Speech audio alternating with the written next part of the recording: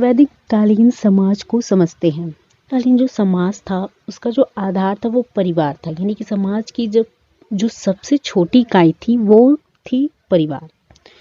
परिवार का जो सबसे वरिष्ठ पुरुष, यानी कि जो बहुत ज़्यादा उम्र दराज होता था, जैसे कि 3-4 लोग हैं घर में, तो घर में जो सबसे ज़्यादा उम्र का होता था, सबसे बड़ी उम्र का जो होता था, वही जो है हेड होता था, उसी को मुखिया कहा जाता था। ठीक, तो उस मुखिया को जो है वैदिक काल में जो है कुलप कहा जाता था या गृहपति का। काम में आता है कि मुखिया को वैदिक काल में मुखिया को क्या कहा जाता था।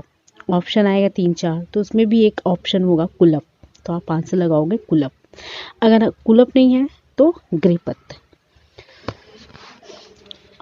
और अब ये तो था परिवार के बारे में। अब परिवार से बाहर निकल के समाज के बारे में आते हैं, पढ़ते हैं। तो उस समय का जो समाज था उसमें आर्य को जो है 3 भाग में बांटा गया था। एक राजा, दूसरा पुरोहित और अन्य जन। तो ये जो विभाजन होता था ना, व्यवसाय के आधार पे होता था, यानी उनके काम के आधार पे होता था। ठीक, जैसे एक मान लीजिए एक घर है, ठीक है, मान लीजिए कि एक घर है, ठीक है, उसमें जो है माँ है, पिता है और एक बेटा है। माँ जो है वेद पढ़ाती है, यानी कि माँ जो है एक शिक्षिका है, तो ये हो गई ब्राह्मण। ब्राह्मण का काम कर रही है, शिक्षिका है तो इसको हमने कह दिया कि भाई ब्राह्मण है। पिता जो है ये जो है व्यवसाय कोई कर रहा है, तो इसको हम बोल देंगे वैश्य। मान लीजिए कोई व्यवसाय कर रहा है, मान लीजिए अपना इसका खुद का जो है खाद्यान्नों का जो है फैक्ट्री है, तो ये हो गया वैश्य। लड़का जो है सेना में भर्ती है, प्रजा की रक्षा करना चाहता है, तो ये हो गया क्या, क्षत्रिय। तो सब एक ही घर में, देखिए घर तो एक ही है और घर के रहने वाले सदस्य 3 हैं, तो उनको कर्म के आधार पे, ये टीचर है, ये सैनिक है, मतलब क्षत्रिय है, और ये वैश्य है। इनके व्यवसाय के आधार पे हम उसको बोलेंगे, जो उनका कर्म होगा, काम होगा, उसके आधार पे बोलेंगे कि ये जो है ब्राह्मण है, ये क्षत्रिय है, ये वैश्य है। तो ऐसा होता था कि वैदिक काल में जो है, वैदिक काल की शुरुआत में जो है सब एक दूसरे के भाई बहन होते, रिश्तेदार ही होते थे, किसी की कोई जात नहीं होती थी, सब अपने काम के आधार पे ही जाने जाते थे। ठीक है, एक ही घर में आपको ब्राह्मण भी मिल जाएगा, क्षत्रिय भी मिल जाएगा और वैश्य भी मिल जाएगा। लेकिन जब उत्तर वैदिक काल आता है, मैंने आपको पढ़ा था ना वैदिक काल को 2 भागों में बांटते हैं, एक ऋग वैदिक काल और एक उत्तर वैदिक काल। जब उत्तर वैदिक काल आता है तो वहां पे एक और वर्ड मिलता है शूद्र। वहां पे एक और वर्ड मिलता है शूद्र। ये शूद्र वर्ड जो होते थे, ये वो लोग होते थे जिनको युद्ध में हार चुके होते थे। तो इनको जो है बंदी बना के रखा जाता था, इनसे अपना काम करवाया जाता था, इनको मान के चलिए एक तरह से गुलाम बना के रखा जाता था। तो जितने भी युद्ध में हारे लोग थे उन्हें जो है शूद्र मान लिया गया। अब लोग तो अपने काम के आधार पे अभी तक जाने जा रहे थे, लेकिन अब जो काम वो कर रहे थे, अब वो उस काम के आधार पे नहीं, बल्कि उस काम को करने वाले वंश के आधार पर माने जा रहे थे। यानी कि जब चौथा वर्ड आ गया शूद्र, तो यहाँ पे जो है जो व्यवसाय के आधार पे था समाज का विभाजन, वर्णों का विभाजन जो व्यवसाय के आधार पे था, अब वो क्या हो गया था, जाति के आधार पे हो गया था। यानी कि जैसे जो यज्ञ करवाता था वो ब्राह्मण कहलाता था, और जो युद्ध करता था वो क्षत्रिय कहलाता था, जो व्यापार करता था वो वैश्य कहलाता था, लेकिन जो सेवा हुआ करता था उसे शूद्र कहा जाने लगा। तो अगर मान लीजिए ब्राह्मण का बेटा है, तो वो ब्राह्मण ही कहलाएगा। उत्तर वैदिक काल आते आते क्या होने लगा, ब्राह्मण का बेटा ब्राह्मण ही कहलाएगा, वैश्य का बेटा जो है वैश्य कहलाएगा, क्षत्रिय का बेटा क्षत्रिय कहलाएगा। शूद्र का बेटा शूद्र ही कहलाएगा। यानी कि एक ही घर में अब कोई क्षत्रिय नहीं रहेगा, कोई ब्राह्मण नहीं रहेगा, कोई वैश्य नहीं रहेगा, बल्कि अब जो है एक ही घर में जो है ब्राह्मण है तो ये पूरे जितने भी सदस्य, चाहे वो कोई टीचर हो चाहे कुछ भी हो, सब ब्राह्मण ही कहलाएंगे। मतलब इनका काम ही होगा पढ़ाना, ये सिर्फ पढ़ाने वाला काम करेंगे, इसके अलावा कोई काम नहीं। छत्री है तो छत्री वाले लोग जो हैं सिर्फ उसकी रक्षा करेंगे, प्रजा की रक्षा करेंगे, ठीक है, वीरता वाले काम करेंगे। वैश्य है तो वैश्य जो है अपना जो है व्यवसाय करेंगे, खेती करेंगे। और शूद्र जो है वो जो है उनका जन्म क्यों हुआ है? लोगों की सेवा करने के लिए हुआ है, उन्हें गुलाम बना के रखा जाएगा, उनसे अपना काम लिया जाएगा। तो ये है जाति व्यवस्था। उस समय देखिए महिलाओं को जो है उच्च स्थान प्राप्त था, वे पुरुषों के समान ही शिक्षा प्राप्त करती थी। वेदों से हमें लोपा, मुद्रा, घुषा, सचीर आदि महिलाओं के नाम प्राप्त होते हैं। तो महिलाओं को जो है उच्च स्थान प्राप्त था, ठीक है। यानी कि ऋग वैदिक काल में जो है महिलाओं को पुरुषों की तरह एकदम अधिकार प्राप्त होता था। पुरुषों की तरह वो जो है अपना जीवन साथी चुनती थी, पुरुषों की तरह वो प्रेम विवाह भी कर सकती थी, पुरुषों की तरह वो जो है शिक्षा प्राप्त करती थी, पुरुषों की तरह वो जो है सब समितियों में भाग भी लेती थी। यहाँ पे देखिए मुद्रा, घोषा, सची, ये सब लोपा, ये सब क्या थी? इनको वेदों का ज्ञान प्राप्त था। क्यों? क्योंकि बहुत ज़्यादा शिक्षित थी और पुरुषों के समान ही जीवन जीती थी। लेकिन उत्तर वैदिक काल आते आते स्त्रियों की स्थिति जो है धीरे धीरे धीरे धीरे क्या हो गई? निम्न होती गई। आर्यों के मकान घास फूस तथा मिट्टी के बने होते थे। हमने कहा ना पहले इनका जो है जीवन जो है क्या था? घुमक्कड़ था, झुंड बना बना के रहते थे। क्यों? क्योंकि इनके लिए गाय बहुत कीमती होती थी, गाय को चराते थे, जहाँ घास खत्म वहाँ से जो है दूसरे स्थान पे चले जाते थे। लेकिन वो जो है रुकने लगे थे, एक जगह टिकने लगे थे, तो उनके जो मकान होते थे घास फूस और मिट्टी के बने होते थे। आर्य दूध और उससे बने पदार्थ दधी यानी कि दही, देखिए पूछेगा दधी क्या है? दही को कहते हैं। नवनीत, ये देखिए क्वेश्चन आता है, नवनीत, नवनीत किसे कहते हैं? मक्खन को कहते हैं। घृत, घी को कहते हैं। ये सब एक एक लाइन के क्वेश्चंस बनते हैं, वन लाइनर क्वेश्चंस है, ये सब एग्जाम में पूछे जाते हैं। पूछ लेगा वैदिक काल में नवनीत का प्रयोग किसके लिए किया जाता था? तो आपका आंसर होगा मक्खन। अन्न में देखिए यव, यव को जौ कहते हैं, मतलब जौ को यव कहते थे, गेहूं को गोधुम, चावल को ब्रीही कहते थे। चीजों का प्रयोग होता था। आश्रम व्यवस्था, प्रत्येक व्यक्ति के जीवन को व्यवस्थित करने के लिए आर्यों ने जीवन को 4 अवस्थाओं में बांटा। पहली अवस्था ब्रह्मचर्य थी, इसमें बच्चा आश्रम में रहकर शिक्षा पाता है। दूसरी व्यवस्था गृहस्थ थी, यह अवस्था पारिवारिक जीवन से संबंधित थी।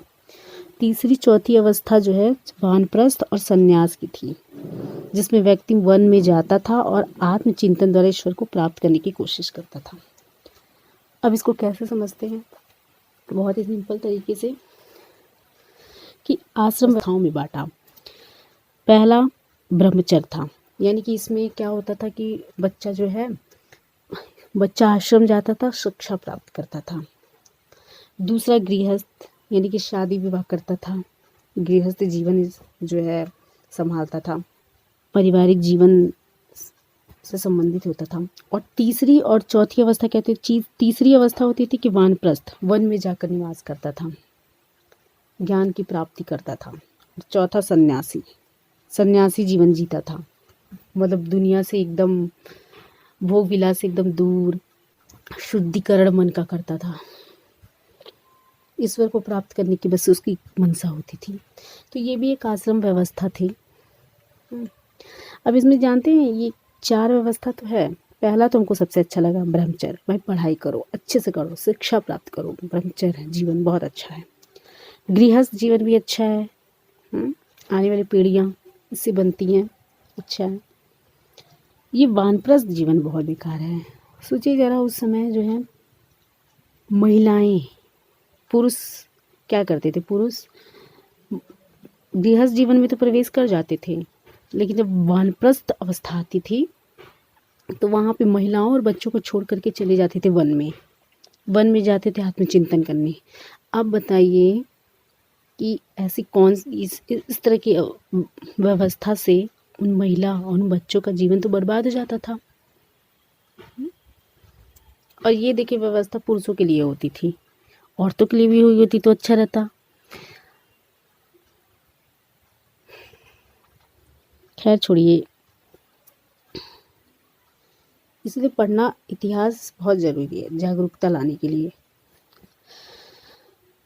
तो हमने देख लिया ना, आश्रम व्यवस्था 4 होते हैं, एक ब्रह्मचर्य, दूसरा गृहस्थ, तीसरा वानप्रस्थ, चौथा सन्यास। ब्रह्मचर्य में आप आर्यों की भाषा, यह कहना कठिन है कि सारे आर्य लोग एक ही नस्ल के थे। वे इंडो यूरोपियन परिवार की भाषा संस्कृत बोलते थे। अब भी यह अपने बदले हुए रूपों में यूरोप, ईरान व भारत में बोली जाती है। यह तथ्य इन भाषाओं के बोलने के ढंग की समानताओं पर आधारित है। तो यहाँ पे ये कह रहा है कि ये जो आर्य लोग थे ना, वो एक ही नस्ल के थे, ऐसा हम नहीं कह सकते। कि सारे आर्य एक ही नस्ल के हों, ये हम कह नहीं सकते हैं सही ढंग से, क्योंकि देखा जाए तो संस्कृत जो है इंडिया में भी बोला जाता है और यूरोपियन के कुछ कंट्रियों में भी बोला जाता है। अब भी ये जो है मतलब देखिए, इसका थोड़ा सा रूप बदल गया है, बस बोला तो जाता है लेकिन थोड़ा सा रूप बदल कर, जैसे कि यूरोप, ईरान और भारत में जो बोली जाती है भाषा, ठीक है, वो आर्य की भाषा जैसी ही है। यह तथ्य जो है भाषाओं के बोलने के ढंग की समानताओं पर आधारित है। कैसे, मतलब इसमें समानता कैसे देखी जा सकती है, तो यहाँ पे देखिए, संस्कृत है, फारसी है, लैटिन, अंग्रेजी है। तो पितृ, यहाँ पे संस्कृत में आप पितृ बोल रहे हैं, लेकिन फारसी में इसे पीदर कहा गया, लैटिन में पाटर और अंग्रेजी में फादर। तो पितृ का पीदर, फिर पाटर, फिर फादर हो गया। मात्र का मादर, माटर, मदर हो गया। तो यहाँ पे हम देख रहे हैं ना थोड़ी सिमिलरिटी, बोलते बोलते क्या निकलने लगा, फारसी, लैटिन, अंग्रेजी, समानताएं कुछ दिख रही हैं। शिक्षा, विद्यार्थी गुरुकुल में रहकर शिक्षा प्राप्त करते थे। वेदों के साथ गणित, ज्यामिति, ज्योतिष, भूगोल, सैन्य विज्ञान, शिल्प आदि की शिक्षा दी जाती थी। तो विद्यार्थी गुरुकुल में रह करके जो है गणित, ज्यामिति, ज्योतिष, भूगोल, सैन्य विज्ञान की शिक्षा लेते थे। पशुपालन आता है, तो पशुपालन जो है बहुत ही ज़्यादा जो है इम्पोर्टेंट था। वैदिक काल का सबसे महत्वपूर्ण अंग था पशुपालन।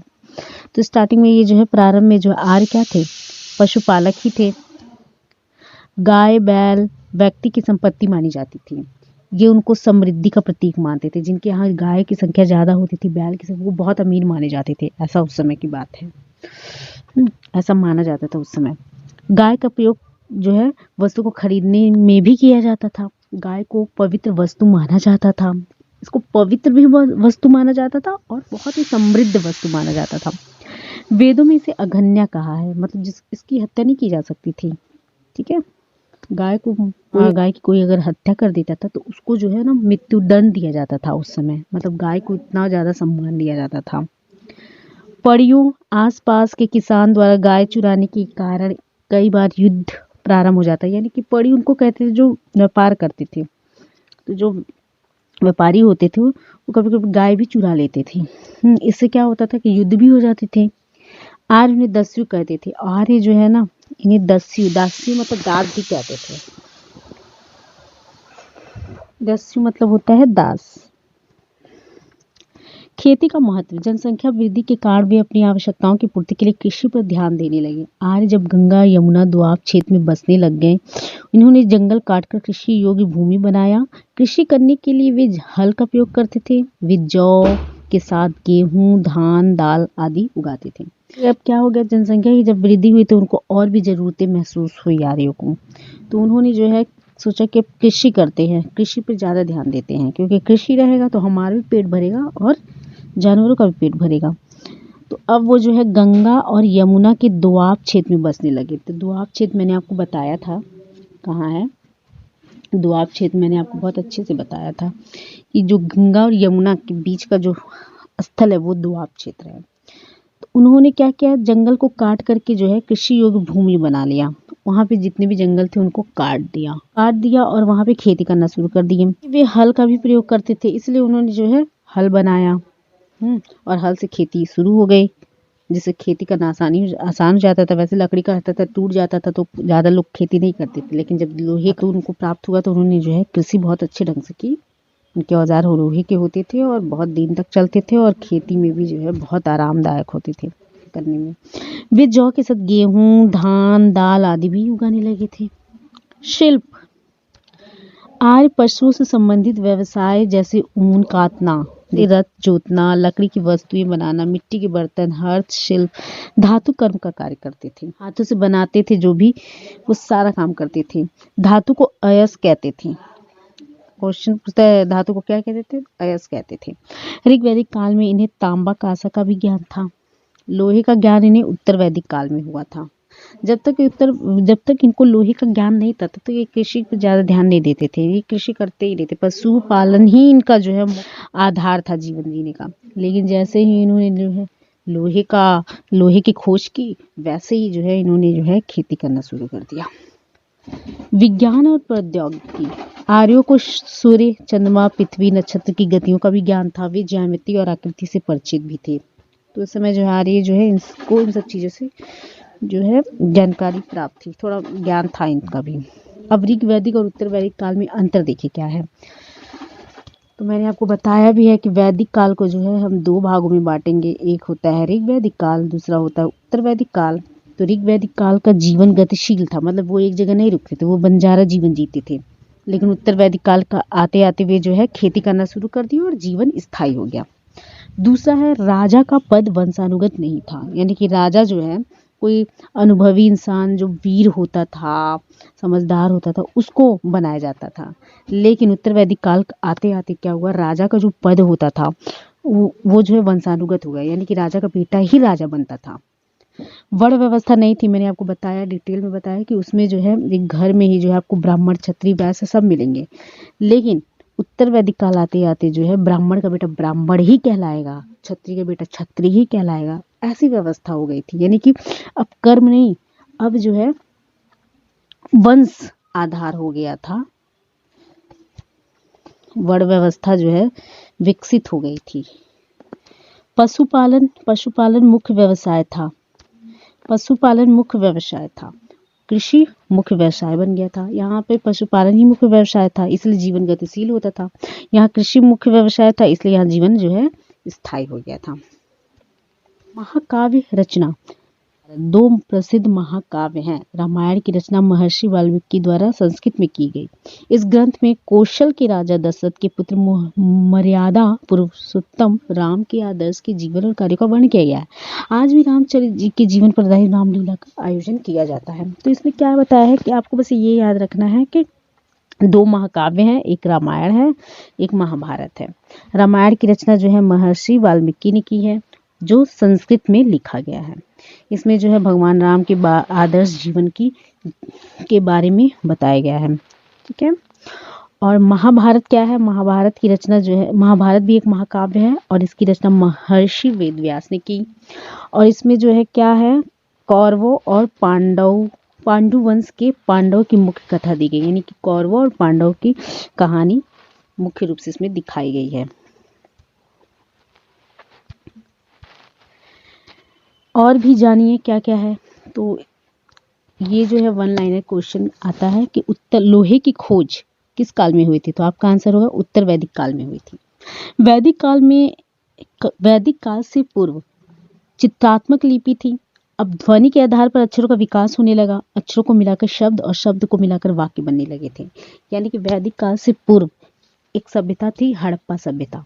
तो उसकी जो लिपि थी वो चित्रात्मक लिपि थी। लेकिन हड़प्पा सभ्यता के बाद जब वैदिक काल आया तो वहां पे जो है हमें जो है शब्द दिखे, अक्षर दिखे। ब्राह्मण ग्रंथ क्या है, तो यज्ञ के विधान और क्रियाओं को समझने के लिए की गई प्रत्येक वेद के अपने अपने ब्राह्मण ग्रंथ है। यानी कि ऋग्वेद, यजुर्वेद, सामवेद, अथर्ववेद, ये जो 4 वेद हैं उनको समझने के लिए उसमें जो विधाएं हैं, क्रियाएं हैं, उनको समझने के लिए जो है ब्राह्मण ग्रंथ की रचना की गई है। इसलिए हर एक वेद का एक अपना ब्राह्मण ग्रंथ है। उपनिषद क्या है? उपनिषद वो चीज़ है जो वेद के अंत में लिखा जाता है, यानी कि वेद के जो अंत में लिखा गया है उसे हम जो है उपनिषद कहते हैं, और इसकी संख्या जो है 108 है। ये बहुत इंपॉर्टेंट क्वेश्चन है। उपनिषद की संख्या कितनी है? 108। भारत का आदर्श वाक्य क्या है? सत्यमेव जयते, मुंडक उपनिषद से लिया गया है, तो इसे आप याद कर लीजिए। अघन्या क्या होता है? जिसका वध नहीं किया जा सकता है। अब ये तो मैंने आपको बता ही दिया, अघन्या क्या था? जिसका वध नहीं किया जा सकता। गाय का वध नहीं किया जा सकता क्योंकि इसके वध करने पर जो है मृत्युदंड मिलती थी, इतना पवित्र गाय को माना जाता था। दोआब क्या है? गंगा नदियों, दो नदियों के बीच का उपजाऊ क्षेत्र, यानी गंगा और हमारे देश में जो है गंगा और यमुना है, तो उसके बीच का जो उपजाऊ क्षेत्र है वो हम दोआब कहेंगे। अब ये जो है भारत में ही नहीं अप्लाई होता है, ये कहीं भी किसी भी दो नदी के बीच का जो क्षेत्र होगा उसे हम दोआब कहते हैं। वंशानुगत क्या है? पिता के बाद पुत्र को प्राप्त होने वाले अधिकार। आर्यों के बारे में आप क्या जानते हैं? तो आर्य क्या थे? आर्य जो है मदेशा से आए थे, वो इधर उधर घूमते रहते थे, कबीले में रहते थे, गाय घोड़ा पशु यही सब पालते थे। उनके चारे के लिए जो है उपजाऊ भूमि ढूंढते थे और एक स्थान से दूसरे स्थान तक आते जाते रहते थे। फिर वैदिक सभ्यता को आर्य सभ्यता क्यों कहते हैं? वैदिक सभ्यता को आर्य सभ्यता इसलिए कहते हैं क्योंकि जो है आर्यों द्वारा इसे लाया गया है, इसलिए वैदिक सभ्यता को आर्य सभ्यता कहते हैं। खेती का विकास हो जाने के बाद आर्यों के जीवन में क्या परिवर्तन आया? तो बहुत ही परिवर्तन आया। उनका जीवन स्थायी हो गया, उन्होंने खेती करना शुरू कर दिया। अब वो जौ के अलावा भी अन्य जो है अनाज को खाते थे। ओके, अब गाय जो है इनका जो है मतलब पे ये पूरी तरह से जो है निर्भर नहीं होते थे। के बाद हो गया।